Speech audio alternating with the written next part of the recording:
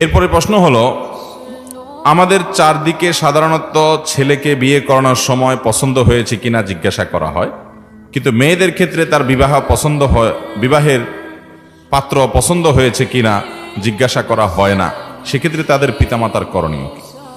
এটা তো খুবই গর্হিত কথা। বিয়ের ক্ষেত্রে ছেলে মেয়ে উভয়েরই কি আছে, মতামতের মূল্য আছে। ছেলেকে যেমন জিজ্ঞাসা করা হয়, মেয়েকেও জিজ্ঞেস করতে হবে। যদি কোনো জায়গায় এমন হয় যে মেয়েকে জিজ্ঞেস করা হয়নি, তার কোনো মতামত নেওয়া হয় নাই, সে জানেও না বা সে সন্তুষ্ট না, তাহলে বলপূর্বকভাবে যে মা বাপ তাকে বিয়ে দিচ্ছে, এটা জুলুম হবে এবং এর কারণে মা বাপের কি হবে, গুনাহ হবে। আর যদি মেয়ে কোনো প্রকার সম্মতি প্রকাশ না করে, বরং অসম্মতি প্রকাশ করে, অনেক সময় দেখা যায় যে মেয়ে পছন্দ করে না, সে বলে যে আমি অপছন্দ করি, আমি এখানে বিয়ে বসবো না। তারপরও মা বাপ সেটা লুকোছাপা রাখে, মানুষকে জানতে দেয় না, ছেলে পক্ষকে জানতে দেয় না, বলে যে হ্যাঁ সব ঠিক আছে, যে আগদ পড়ায় দেয়, তাহলে শরীয়ত অনুযায়ী সে বিয়ে হবে না। কারণ হলো এখানে মেয়ের কি নাই, সম্মতি।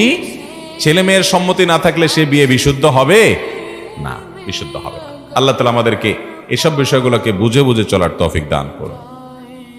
ছেলে মেয়ে যারা আছে তাদের মতামতের মূল্য দিতে হবে।